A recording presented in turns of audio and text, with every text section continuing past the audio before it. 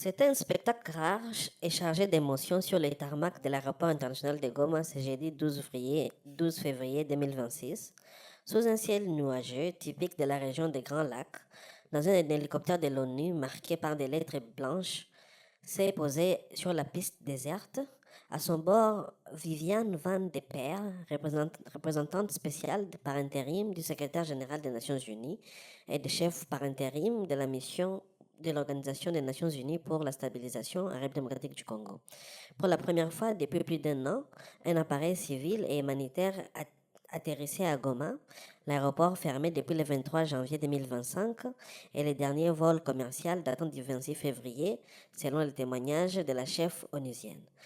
Portait encore les stigmates de la guerre, bâtiments criblés d'impacts, herbes hautes envahissant les abords, carcasses d'avions détruits et abandonnés le long des hangars, et un décor apocalyptique pour une ville qui fut, avant la prise de contrôle des rebelles d'M23, les poumons économiques et humanitaires de l'Est de la RDC. À peine descendue de l'appareil, Viviane Van der Peer, vêtue d'un ensemble traditionnel aux motifs bleus et blancs, a pris la parole devant un poignet de journalistes et des responsables locaux. D'une voix ferme, elle a livré un message à la fois symbolique et politique. Le 26 janvier 2025, j'étais à bord du dernier vol à atterrir à l'aéroport de Goma. Aujourd'hui, je suis à bord du premier appareil à atterrir ici à nouveau. J'espère que cela marque le début de la réouverture progressive de l'aéroport au bénéfice de la population. Cette visite n'est pas une simple formalité, elle s'inscrit dans le cadre de la résolution 2808-2025 du Conseil de la sécurité des Nations Unies qui mandate explicitement la MONUSCO pour soutenir un cessez-le-feu permanent dans l'est de la RDC. Concrètement, Mme Van den Peer est venue préparer le terrain pour le mécanisme conjoint élargi de vérification plus EGVM plus MEVG plus, un outil technique et logistique coordonné pour la conférence internationale sur la région des Grands Lacs, CIRGL.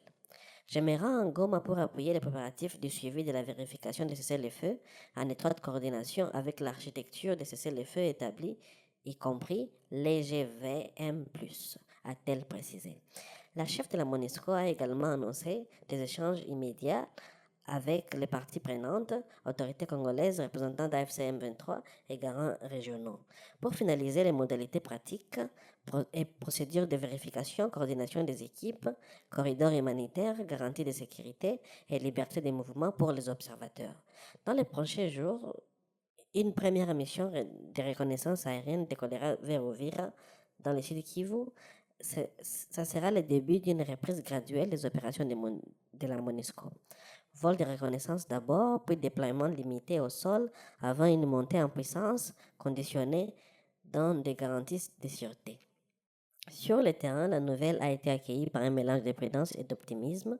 Théodore Katembo, un commerçant de Goma, s'interroge par la DW, résume les sentiments généraux. On s'est dit peut-être qu'elle a des choses concrètes, elle est encore de préparation, surtout que l'aéroport est l'option capitale pour l'économie de la ville. Nous demandons à la communauté internationale de s'impliquer très activement à la réouverture de l'aéroport. Voir un hélicoptère atterrir sur les tarmac, c'est un signe d'espoir et on veut que quelque chose de concret suive. La réouverture progressive de l'aéroport pourrait en effet la donner. Depuis plus d'un an, Goma vit à face clos, plus de vols commerciaux, plus d'approvisionnement rapide en médicaments, en nourriture, en matériel humanitaire. Les routes terrestres souvent coupées par les combats ne suffisent plus. Rappelons que Goma est tombé aux mains de M23 en janvier 2025 après des mois d'offensives éclairs. La ville qui abritait plus d'1 million d'habitants avant la crise est devenue symbole de l'instabilité chronique de l'Est congolais.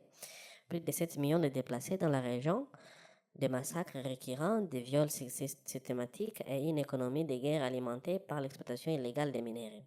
Les efforts de paix, accord de Washington, processus de Doha, médiation angolaise, ont abouti à un cessez-le-feu fragile, mais la vérification sur le terrain reste le principal défi. La MONUSCO, souvent critiquée pour son inefficacité, tente ici de prouver qu'elle a encore un rôle à jouer avant son retrait progressif. Viviane Van de Per doit rester plusieurs jours à Goma au programme Réunion de haut niveau, visite des sites sensibles et évaluation des conditions sécuritaires. La balle est désormais dans les camps des belligérants. Si les garanties de sécurité sont obtenues, les vols de reconnaissance pourraient commencer dès la visant semaine à prochaine. appuyer Pour les habitants de Goma, ce premier hélicoptère n'est pas l'opérationnalisation du seulement un mécanisme symbole de au suivi niveau, et de c'est peut-être le début vérification de de la fin cessez-le-feu. d'un cauchemar. Il y a plus d'un an, le 26 janvier 2025, j'étais dans le dernier avion à atterrir à l'aéroport de Goma. Et aujourd'hui, je suis dans le premier hélicoptère à y atterrir à nouveau. Et j'espère que c'est le début de la réouverture progressive de cet aéroport de Goma au bénéfice de la population. Conformément à la résolution 2808 de 2025 du Conseil de sécurité, la MONUSCO est mandatée pour soutenir un cessez-le-feu permanent, notamment à travers sa participation et son appui au mécanisme conjoint élargi de vérification plus, MCVE+. La MONUSCO déploiera dans les prochains jours une première mission de reconnaissance aérienne à Uvira.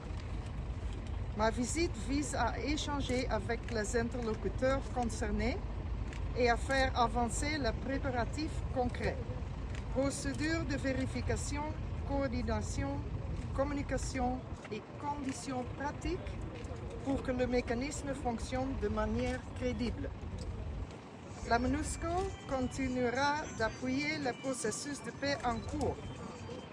L'appui au cessez-le-feu se fera de manière progressive en fonction des arrangements confirmés dans l'architecture convenue et des garanties de sécurité pour le personnel et les moyens des Nations Unies. Notre action restera strictement dans le cadre du mandat du Conseil de sécurité et dans le plein respect de la souveraineté de la République démocratique du Congo. Je vous remercie pour votre attention. Merci. Alors, On y va. Ah, les Héritier.